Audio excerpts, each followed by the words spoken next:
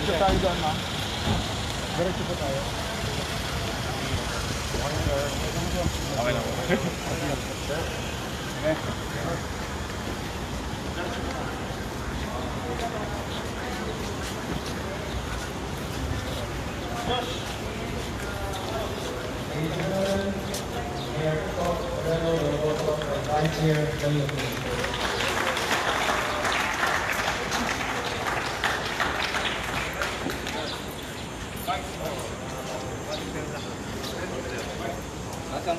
Good morning po.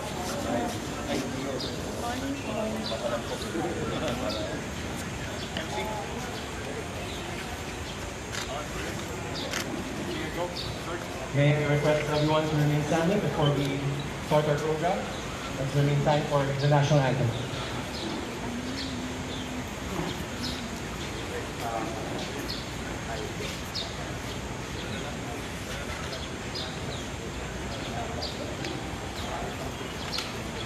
Bayang mag-ibig, karlan sa silanganan, alam ng puso, sa dibdib mo'y buhay.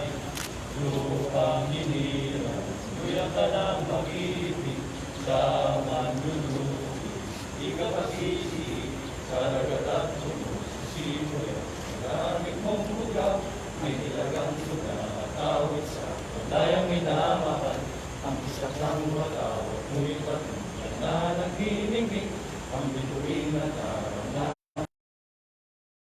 Lupa ng araw ng warhan, ipagsinta, buhay langit sa piling mo. Ang ligaya na pag may mga api, ang mamatay ng dahil sa'yo.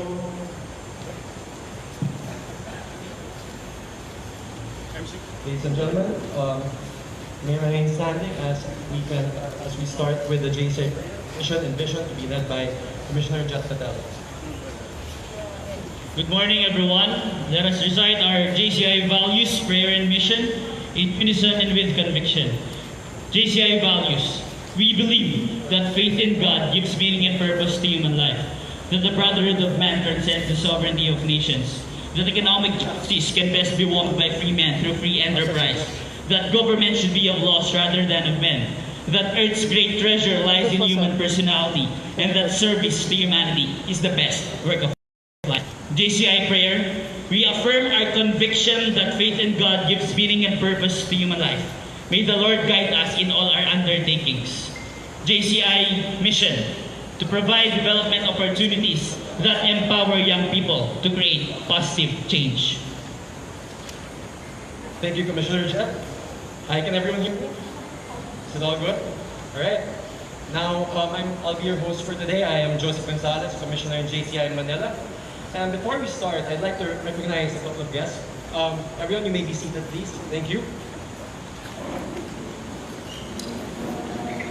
Now, to recognize a few guests, first of all, I'd like to recognize our Mayor Isko Moreno, Domagoso. Our Vice Mayor, Lascuña.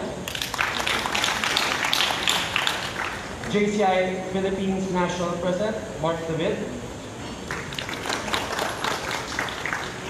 JCI National Executive Director, Consi Ignacio. JCI Manila President, John Bautista Jr. Executive Treasurer, Michael Gan. Executive Vice President, also from JCI Manila, Chris Yao. Director, John Padiernos of JCI Manila. And Director Kendrick C. also from JCI Manila.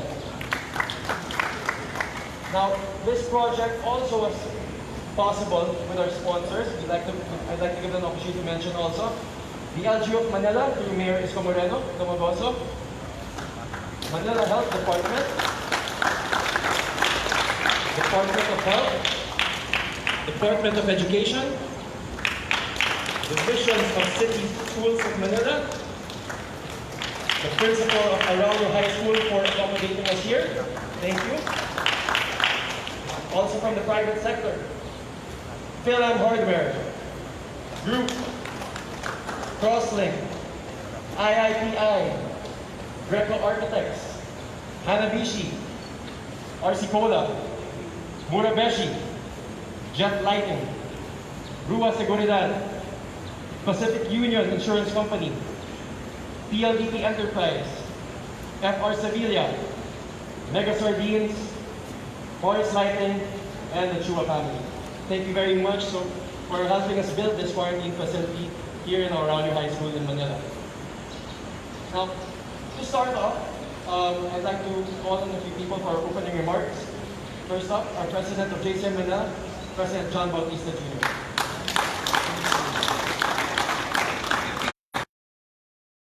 Everyone, good morning, Mayor Isko, Vice Mayor Hani, to Dr. Paz, morning, Principal Eva, good morning, Dr. Lim, and Dr. Dolores, and to our National President, Auntie Mar, good morning. And to my members in GCI Manila, thank you for coming here, and to our guests.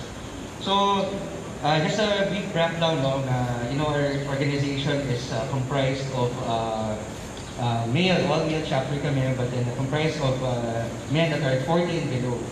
So, we are a leadership training organization where we practice our leadership skills through projects like this, through community projects. And mga kababata, meron po tayong pwedeng itulong sa ating community. So, for just update them, yung GCI Manila has been doing community work and trying to fight the pandemic. We started off by donating PPEs to more than, I believe, 30 hospitals around Metro Manila. And then after that, we also addressed the community through donations of food, and through, of course, also with the office of the mayor, to our communities in Smoky Mountain and Baseco Compound. These are our adopted communities kasi. And after that, we were thinking, how can we build something sustainable, na pwede pang matagalan, talaga makakatulong sa atin, sa ating mga pag-fight dito sa pandemic. And napag-isipan namin gumawa ng quarantine facility. Sa tulong po, of course, of the Office of the Mayor and the Vice Mayor, together with DepEd and DOH, lahat po kami usap-usap kung ano pwede natin gawin. So, nag-design po kami ng isang quarantine facility that was approved by DOH and of course DepEd as well, and of course the Engineering Office of City of Manila. And that's why this was born. And nangako po kami nung meeting na yun, we will build this quarantine facility within 10 days. And I'm very happy to say na nagawa po natin siya in less than 10 days. Actually, 7 days na tapos po natin siya. So I'm very proud dun sa ating mga members kasi I would say 100% po nito trabaho po ng mga member po namin. So from the donations of the electric fans and the beds, to the construction workers, lahat po yan, to the materials, that all came from our members. Talaga nagbayanihan talaga kami to really put this up within the time frame that we committed. So very thankful po dun sa commitment na binigay po natin.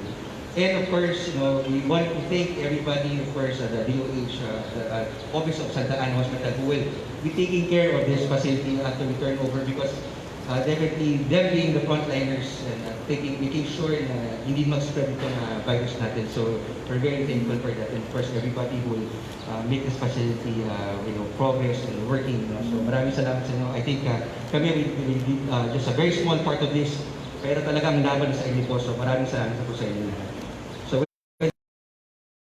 And thank you very much for all your support and for being here today. Thank you. Thank you, President Bautista Jr. I'd also like to recognize another person who's present also here, Dr. Tanan from the Dr. Tanan, who is the City Health Officer here. Thank you. Now, I'd like to call here in front for another opening remark is Dr. Paz Morales. Oh, okay. Moving on. Maybe also for a few words from our National President of JCI Philippines, President Mark David.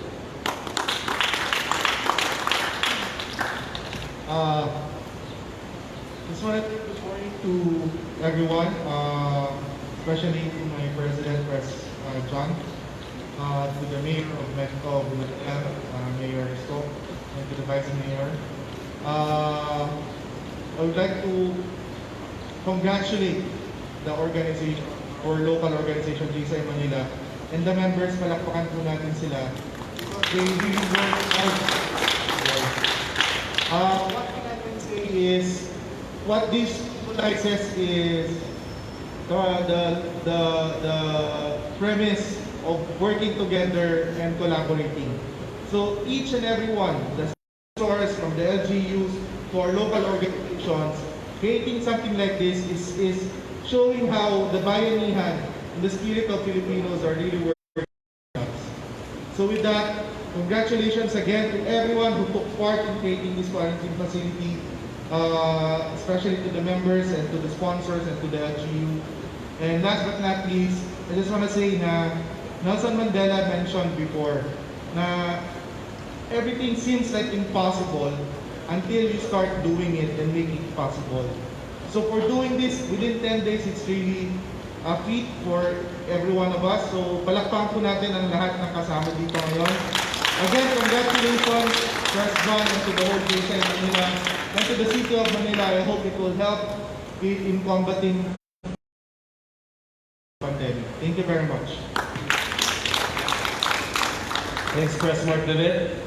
I'd also like to recognize present here, Manila Police Director, Manila Police District Director, Brigadier General Rolando Miranda.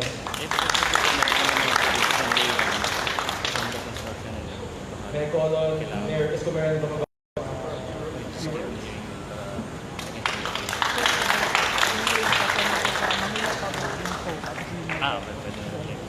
Maraming salamat sa ating JCI National President Mark Joseph David, JCI Constantine Ignacio, JCI Manila President John Bautista, Executive Treasurer Michael Gan, EVP Chris Liao, Director John Padiernos, Director Kendrick Singh, Raulio Quarantine Facility Team Chairman Andre Bernardo, Mark Pizarro, Anton Laborte, Jet Dater, Carlo Mendoza, Mingo Ochoa, Joseph Gonzalez. Sa JCI Family, National and City of Manila, JCI, maraming salamat sa inyong lahat. Of course, hindi naman ito maisa sa katuparan kung walang tulong at pakikibahagi at partisipasyon ng ating DepEd family sa pinamumunuan ni Superintendent Magdalena Lynn, Doktora, at siyempre ang mahal na si Ms. Maria Evanas at maswerte yung maka-quarantine dito sa Araulio. Sigurado ko wala silang kawala. Katabi lang nila yung MPD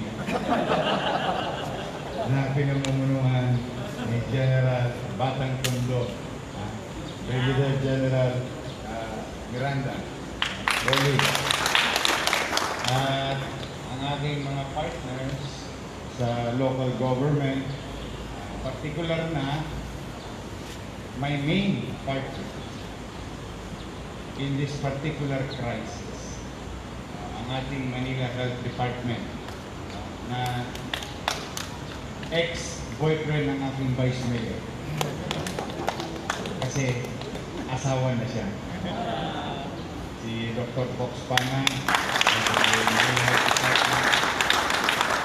at ang aking tunay na partner sa paglilingkod sa lungsod, siyempre ang ating pinakamagandang Vice Mayor. Nag-iisa lang yan.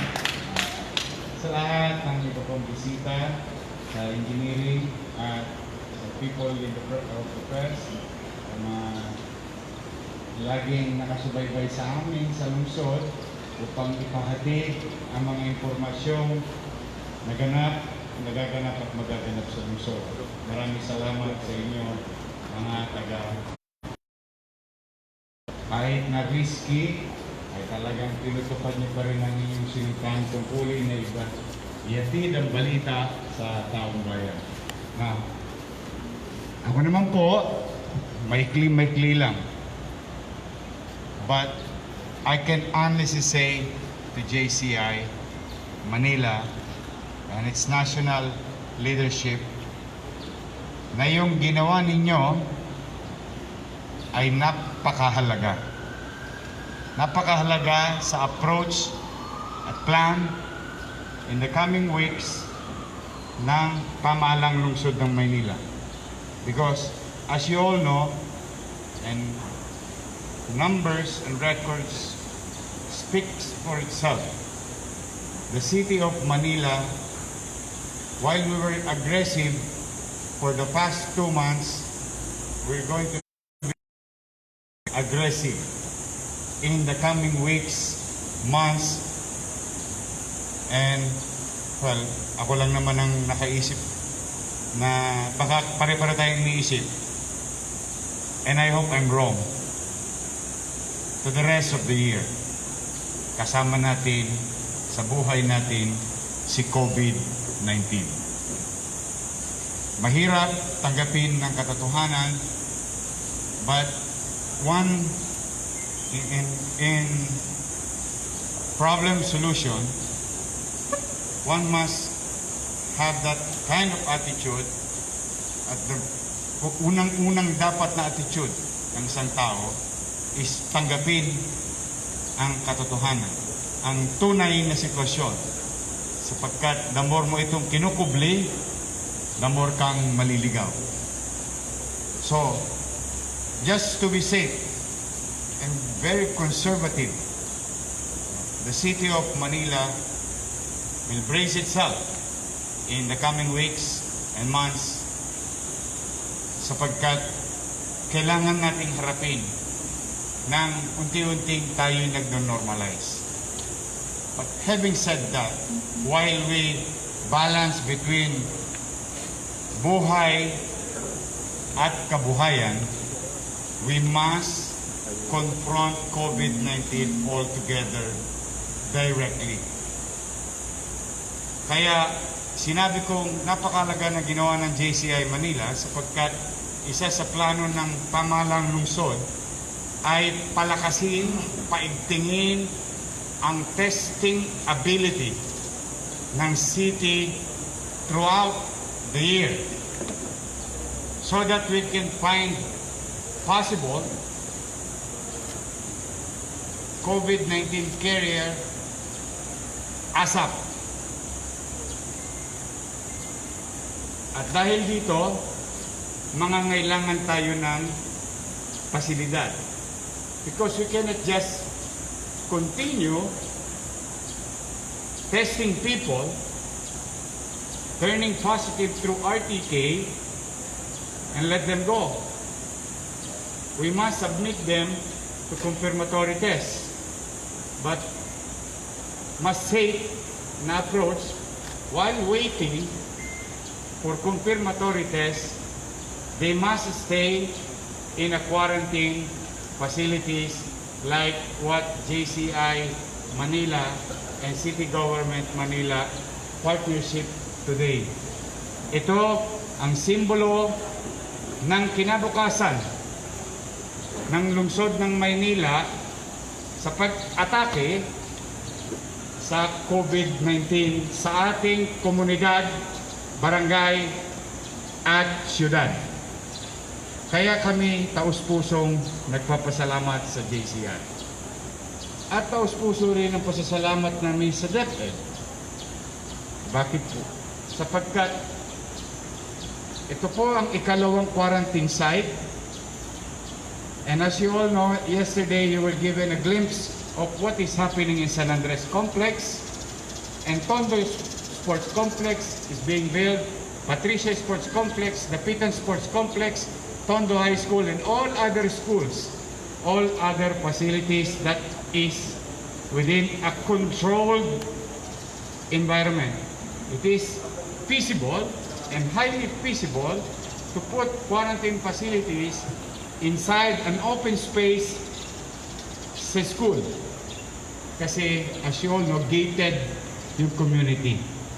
It will be safer for anybody here and safer for outside there or outside the community.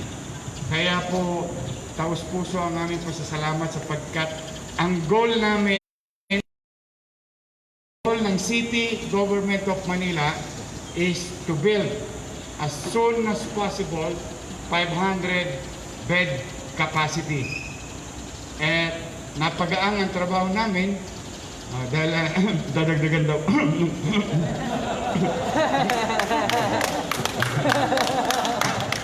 Napagaang ang trabaho namin sapagkat ito po ay naging modelo. Itong disenyo na ito, nakisuyo kami through Engineer Andres na yung modelo na ito ay makopya natin sa iba pang pasilidad and build as many as possible in the northern part of the city, western part, eastern part, and southern part, so that COVID-19 and future clients within the radius of their respective community with regard to geography. Kaya sa inyo na mga nandito, sa mga taga-lungsod ng Maynila, it's going to be more challenging by June 1. And challenges will start on May 16. But those type of challenges, we welcome them. Because opening of some jobs, an opportunity to have a decent earning in the coming days. Dahil marami nang nawalan talaga ng hanap buhay. At magtuloy-tuloy na unti-unti ang negosyo upang ang gobyerno ay tuloy-tuloy na magkaroon ng kakayanan na tugunan at kaharapin yung krisis na COVID-19. So kaya sa pagdidesisyon, kailangan pag binalansin natin, kailangan natin ngayon. Maaari nung una, tama, dapat dire-diretso lang COVID. But as we go along, if we continue, if the government continues to provide daily needs for our people, naturally, anuman ang lalim ng balon, matutuyo din. So we must try new things. We must move. We should not stagnate because this is not sustainable. So the new category of Metro Manila, including Manila, is a welcome development from us, to us.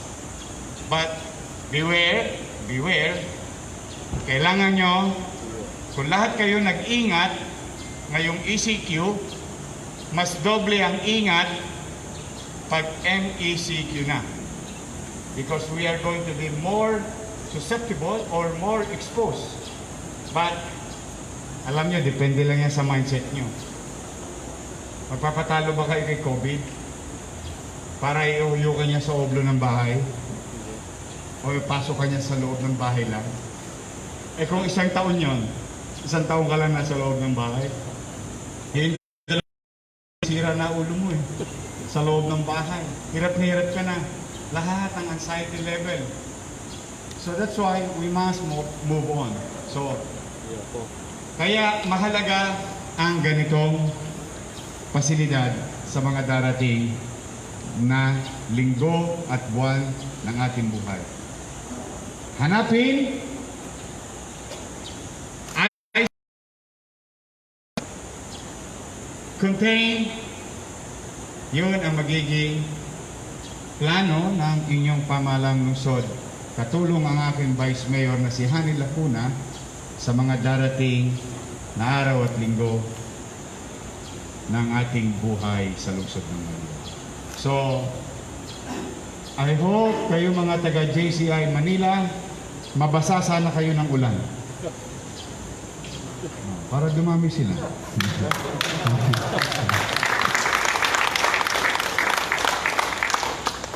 Tularan din sana kayo ng ibang organisasyon na mag-isip ng mga bagay. Masarap tumulong at ang taong tinutulungan hindi namimili. Pero tama ang direksyon ng JCI Manila, putting up a facility of helping the government in a long-term goal, or if I may put this in right perspective, a very useful concept and ideas. Now, it's reality. Ayan na po, nasa likod din. Kaya sa inyong lahat, sa ating mga partners, thank you sa mga nanonood. Hindi po kami tumatanggi. Bigay lang po kayo ng bigay. Huwag kayong magsawa. Diyos na bahala sa inyo. Sasama na lang namin kayo sa aming mga dasal. Sa miyembro ng JCI, kung nandito mga magulang nyo, if I am one of your parents, bagay, pwede naman akong JCI. Ano sabi kanina? 40 and below. Eh ako yung 19. Naintindihan mo na yun, Pat. But if I'm your parents, sobrang proud ako sa inyo for this endeavor. Thank you. Please, this is the last part of my small talk, but I would like to take this opportunity to be definitive, consistent, and persistent in reminding you, please take care. Please take necessary precautionary measure in the coming days. If you take care of yourselves, if you will care for yourselves, as if you're caring for your loved ones. Because pag tiklop ng araw, uwi kayo sa bahay, galing kayo sa labas, kawawa ang mga posibleng madamay sa loob ng bahay, and most likely, mga mahal nyo yun sa buhay. So, this is now what we call, and what we should practice, the new normal social behavior. Marami tayong babaguhin. And the success of fighting COVID-19 ay nakasalalay sa inyong mga sarili bilang mamamayan. Hindi gobyerno ang gagamot sa COVID-19. Para matalo lang si COVID-19, dalawang bagay lang. Vaccine, which is wala pa. 2, social behavior. Kaya yun lang o. Kaya ako dyan lagi, yun at yun. Ang ibinibigay kong tungkulin ng mamamayan, hindi lang sa komunidad, responsibilidad para sa kanyang sarili. Maraming salamat sa inyo. Palain nawa kayo ng pong may kapal. Manila, God first. Thank you.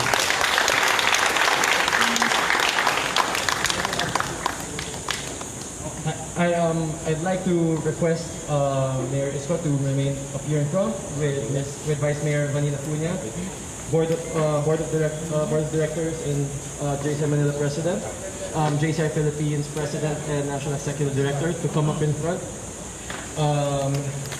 Representative of DepEd, Manila District Director, Brigadier General Rolando Miranda, and Dr. Tamo, Chairman Project Chairman Andre Domagoso, and all JCI Manila members for a photo opportunity.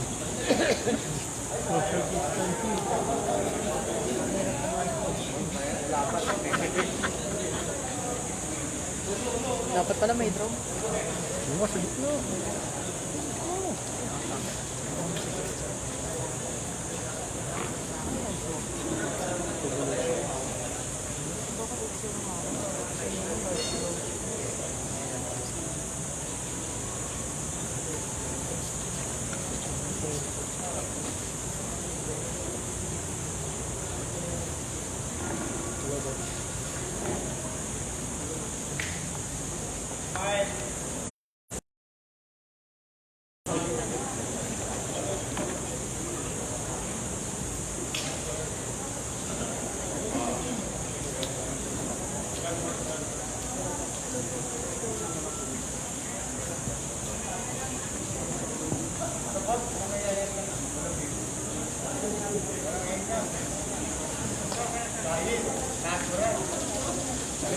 Right after this photo opportunity, we'll have a tour of the facility and I'd like to recognize up here in front our project chairman, Andre Fernando.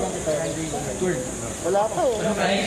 I'd like to invite, of course, Mayor Isko, Moreno, and Vice Mayor Hani, Secretary Aki.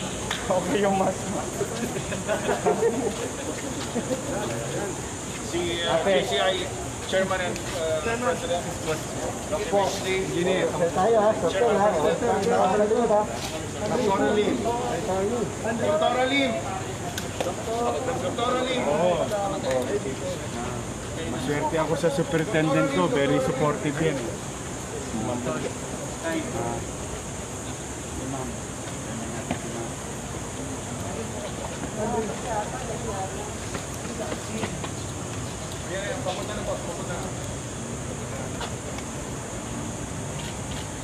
Atras.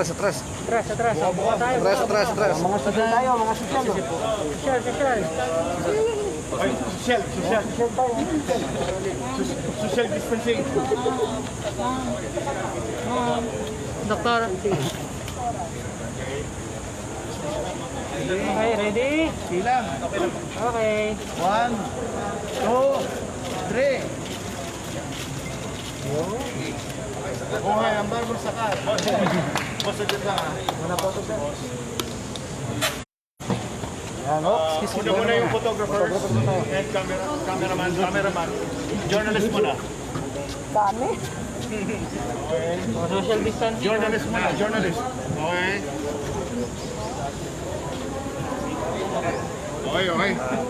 Para Vice. Sige po, Vice. Jesus. Sige po.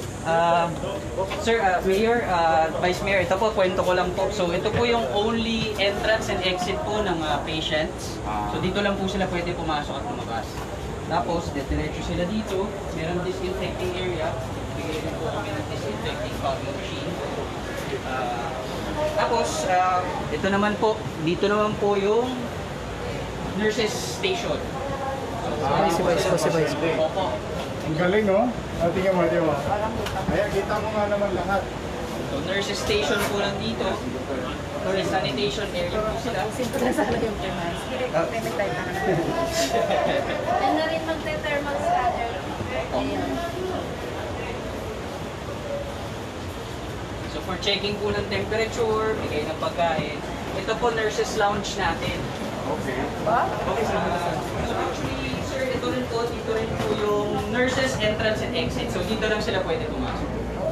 So, magkabila po yung patient at nurse. Tapos, pag dumiretso sila, syempre, dadaan din sila dun sa disinfecting area. So, lahat ng papasok sa lalabas may disinfecting. May tubig, oh. Oo nga. Galing, ha? Okay. Sino makakaisip na temporary shelter to, no? May tubig.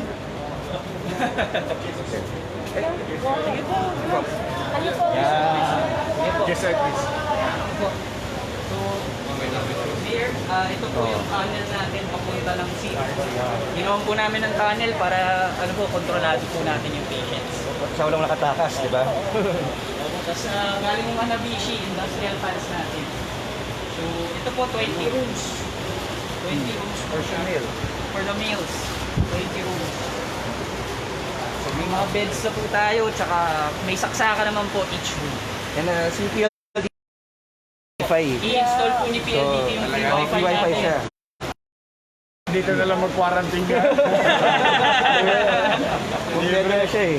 Free data. dito. Magaling na. Sa kabila.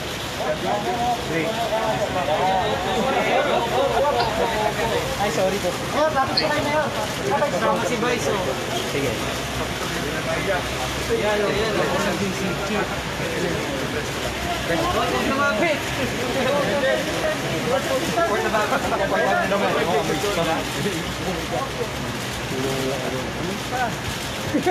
Galing, galing. Thank you.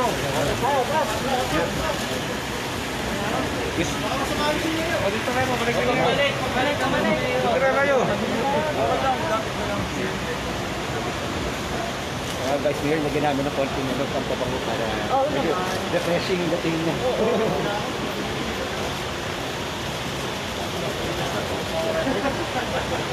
Dalaw kong sabihan.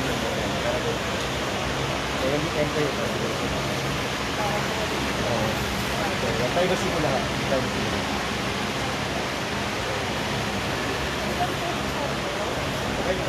Parang yung vote 2020.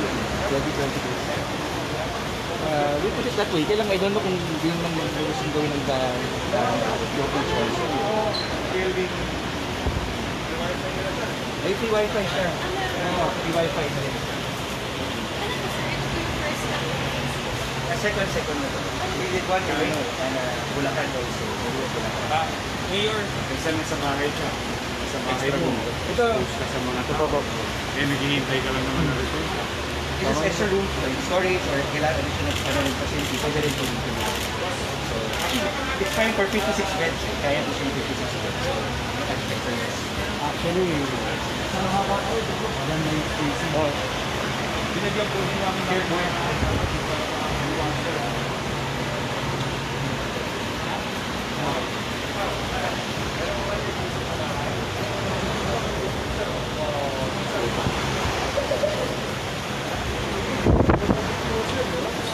Para mabango, very relaxing yung dating. Talagang ano. Talagang pinaganda po talaga namin para maniwala. Very comfortable po lahat sa mga maging quarantine ko dito.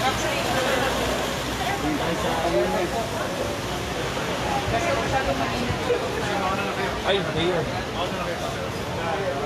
Salamat po. Disinfection.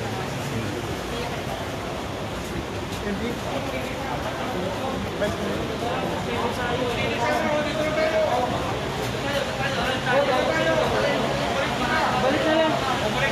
Pabalik. Para malinis.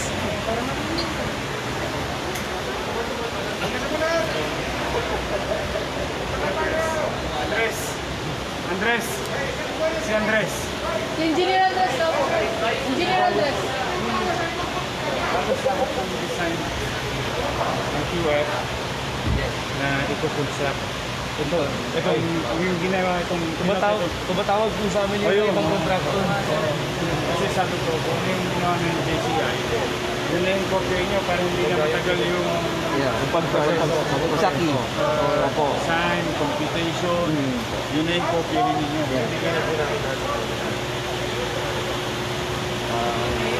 At least comfortable po sila.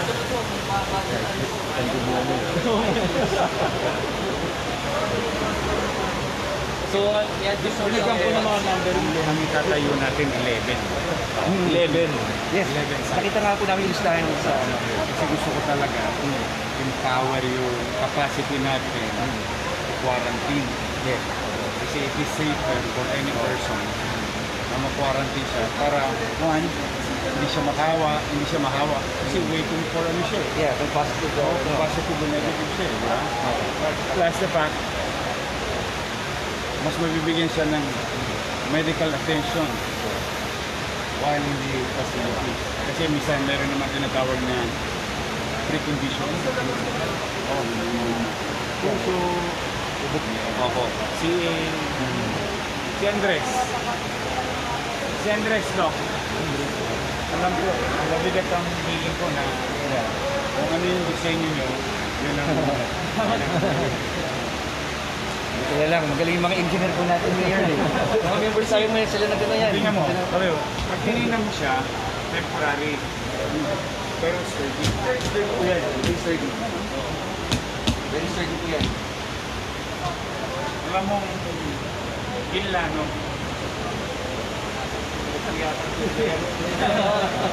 Galing yun, sir. Napaka-decente. Kaya na, Sandro. Sino yun? Pwede ko lang din sabihin. Sabihan mo na yun sila yung Kaya mga ano, yung mga ibang Yung mga nasa ospital.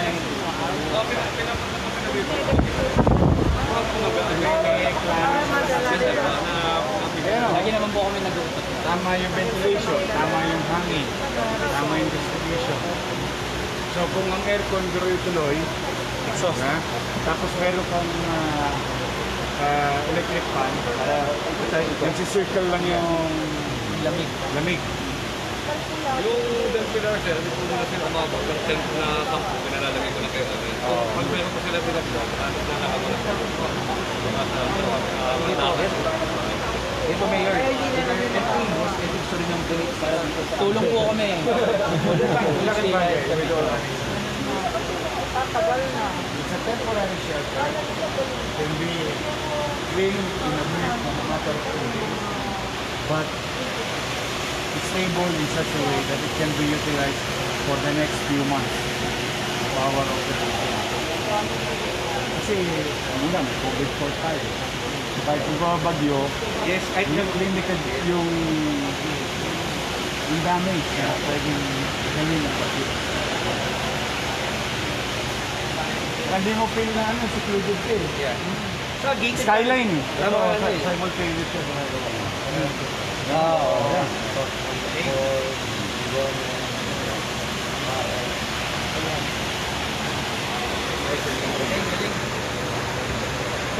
Hindi maganda yung skyline.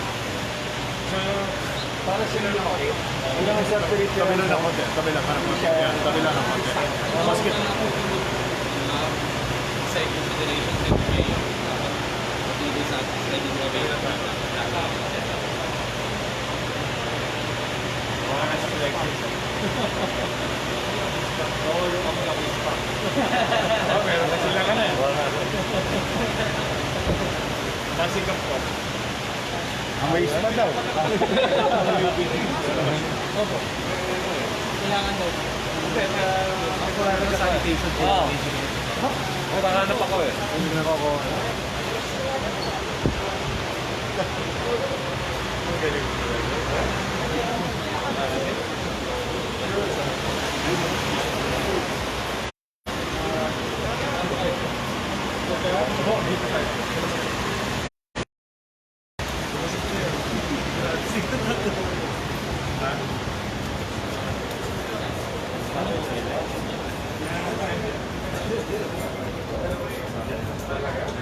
Sila po nag-sponsor lahat ng paleta sa ilalim po eh. RC ko na po. Oo, RC Cola. Paka-mention mo. Paka-mention. Ito rin lang ito.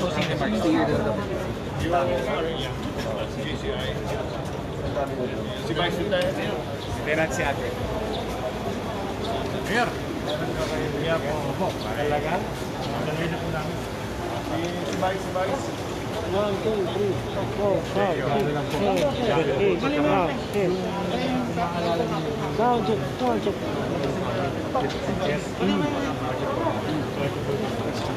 One, two, three, 4, 5. Sige.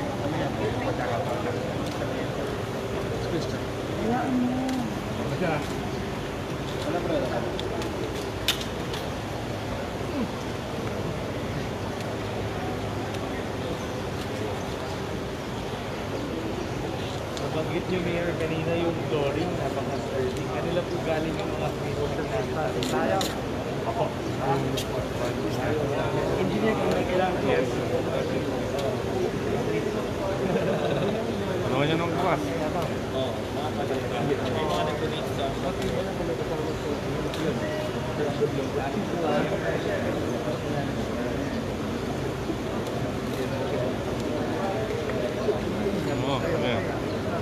taba ako pa rito. Medyo malusog pa tayo dyan. Mga 5 years ago to. Opo. Yan, ito po. Yung jacket po. Thank you. Taba ako. Oo nga, no? We conducted sa isa't Thank you, Mayor. Tapos ito po. Okay. Thank you. Opo. Thank you. Well, this is our second and our first with private organization. As you all know, bago mag-opening the city of Manila built Manila Infectious Disease Control Center. It started with 4, became 14, became 30, now it's going to 50 plus bed capacity for COVID-19 patients located in Savannah. Then after that, we saw ahead of time that there will be demand for facility. So that's why Delpan Quarantine Facility from evacuation site was converted as Delpan Quarantine Facility. We have about 50 room capacity, bed capacity in the area. Now, JCR. So, we're very big. It is in line with our plan, in line with our small effort in confronting COVID-19 in the coming weeks and months of our lives as we progress to the quarantine level. Now, from ECQ today, by May 16, we will be under MECQ. And hoping as we progress, it will be lighter and lighter and lighter restriction with regard to industries and individual who can go out. For now, it's a welcome return. But kung may pakinabang sa tao, meron din tong responsibilidad na dito. Kailangan mas mahigpit ang tao sa kanyang sarili at mas stringent ang implementation ng city government. So, having said that, the city government will double, if possible, triple the effort in doing test. And after test, isolate. And that's why we're here today. Thanks to JCI. Now this is all entirely donation from JCI Manila and JCI National. Mayor, we understand this is the first of 10, di ba? Bakit kailangan ganun kadami ba? Yun.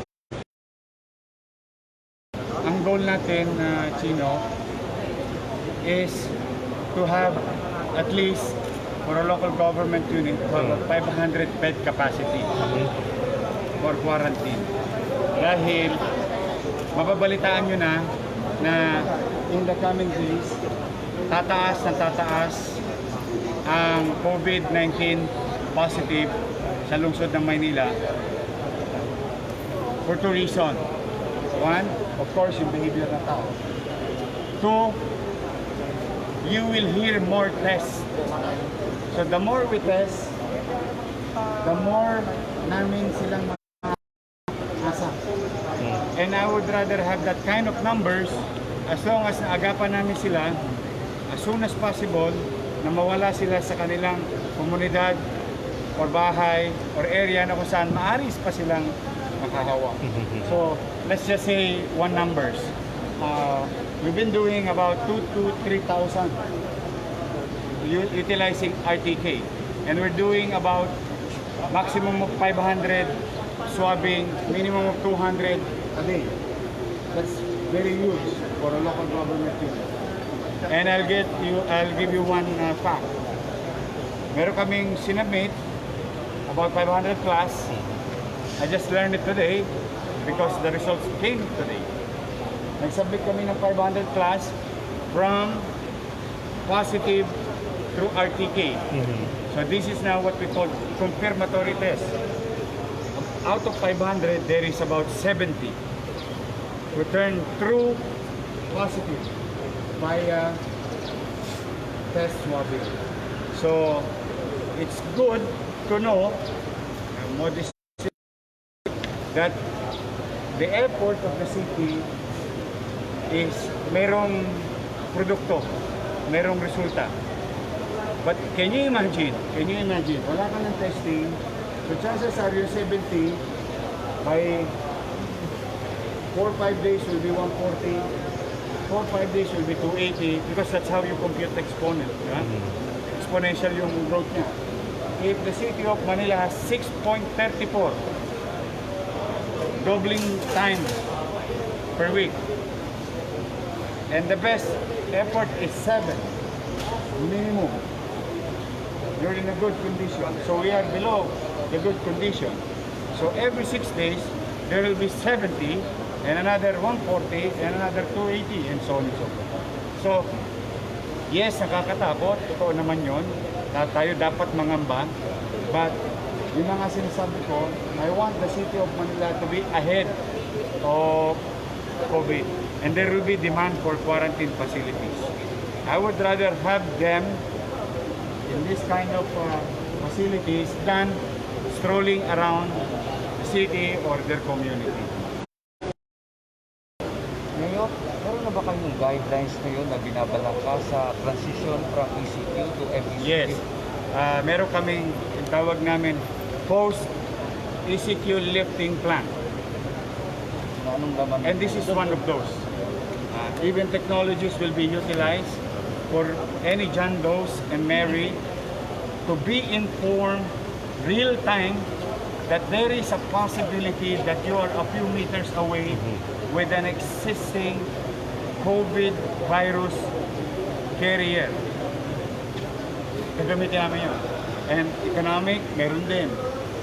We will now, when we say to you and ask you to literally practice physical distancing, City Hall, most if not all, its economic department will be online. May budget pa ba tayo ngayon? Kasi nabanggit yung nakaraan, 2 billion na po yung pinapos. Meron tayong budget. Corona. Buti na lang, nakamas ako. Okay. Meron tayong pondo na natitira pa, pero may takdang gamit ko. Pondo tayo na may natitira pa, meron naman talagang doon lang dapat gamitin yun. At meron naman tayo mga pondo na ginawa na dapat gamitin sa ganitong pangarap, sa ganitong plano. Yung pangarap at plano na yon, medyo na-redefine yun. So it was put in the list of the down the line because of the COVID-19. And we are very sure about it that all our efforts, functions, realignment, and all utilization of existing available and can be made available to address COVID is being done with the help of my Vice Mayor and the City Council. So, kung literal ang usapan, may pera pa. Pero kung let's be technical about functions of government, hindi na namin pwedeng galawin yung iba doon. Of course, as we progress, we will continue in our own degree. Yes, we will. At least mga 2 rounds, 2 times. That's high possibility, especially if we're seeing hindi magtinuloy today. Ano yun? Ang ginagawa namin, sorry meron kasi magsalita talaga. Nakita namin yung particular community in our database through the back end with the heat map that we are using. Yung kami nagma-mass testing. Ang resulta ron medyo positive, then kakaroon sila ng kaluwagan. Pero kung masama ang resulta ron, negative, hindi pa rin nagbago ng ng gawain, dalawin. Yes, we will. We will not hesitate. Especially under MECQ, wherein the local government unit is now given full authority and discretion to identify a specific barangay, zone, community, or district. Yes, it's possible.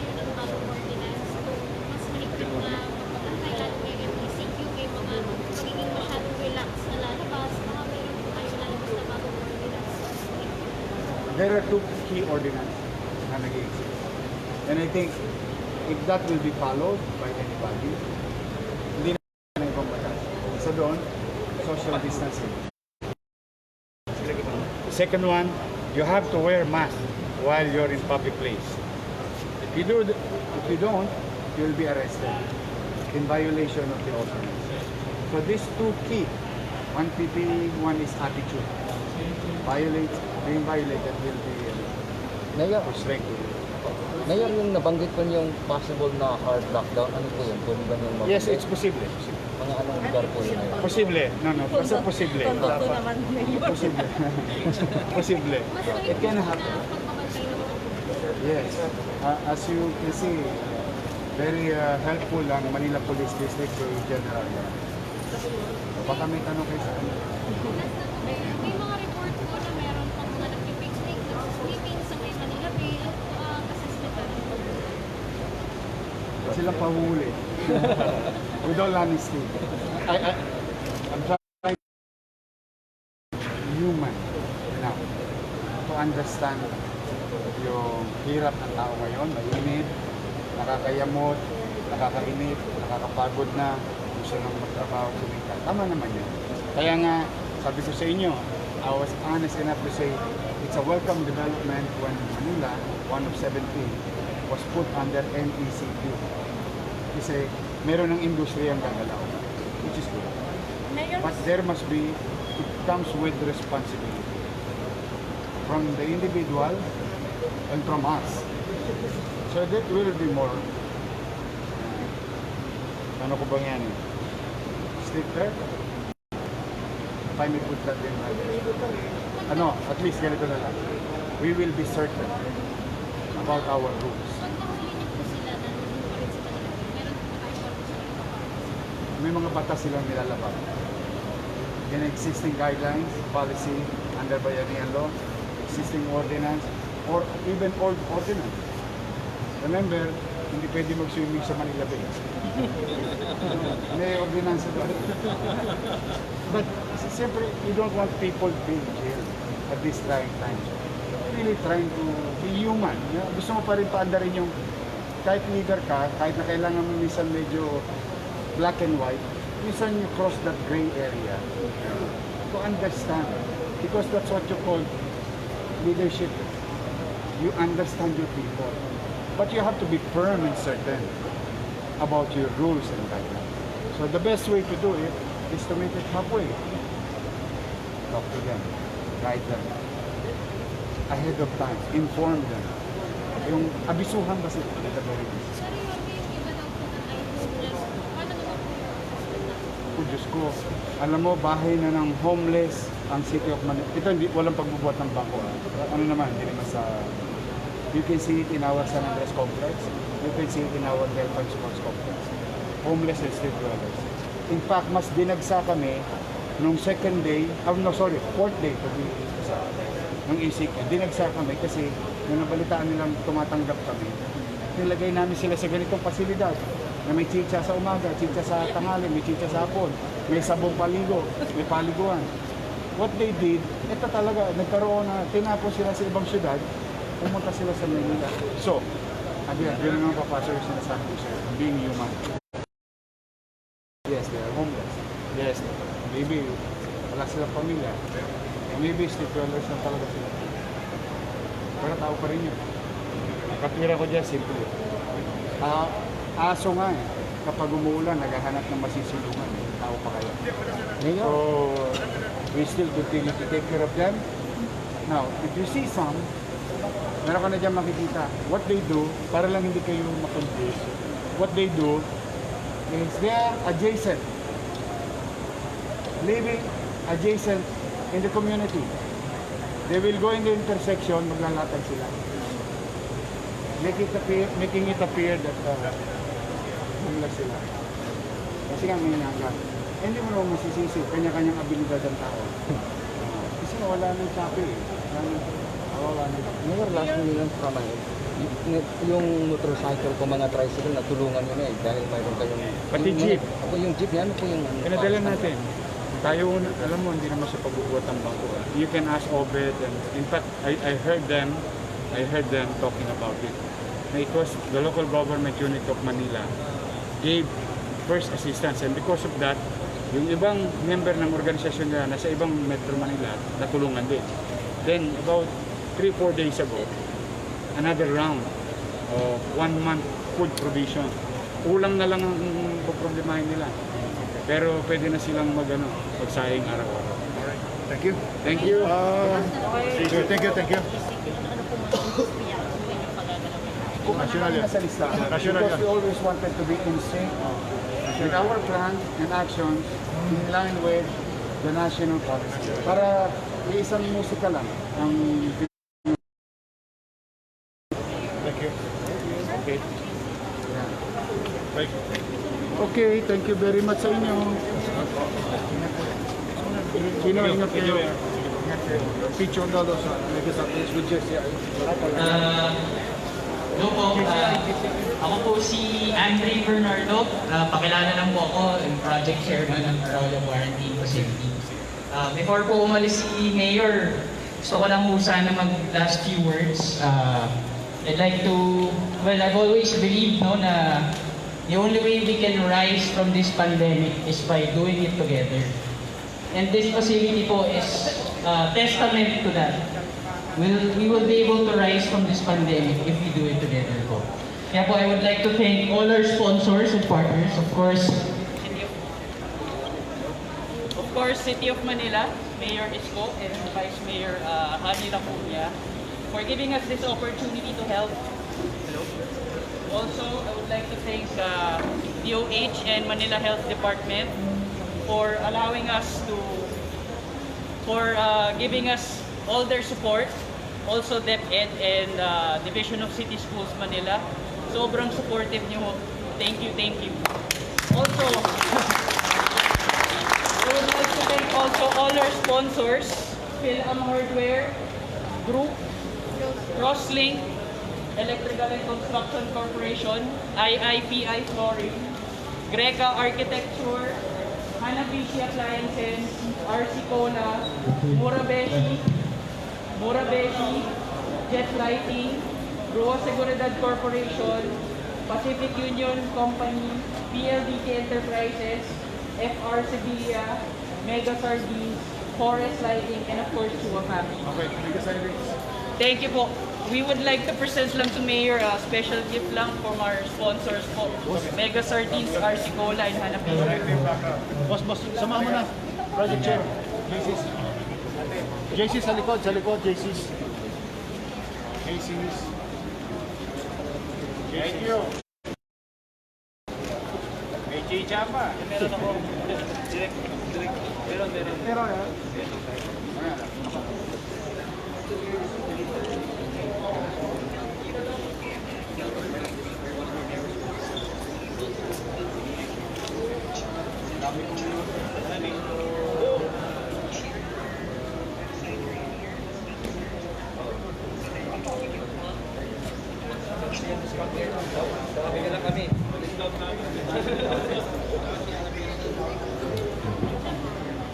Alright.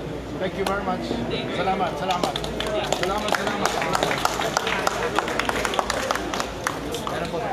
Ito yung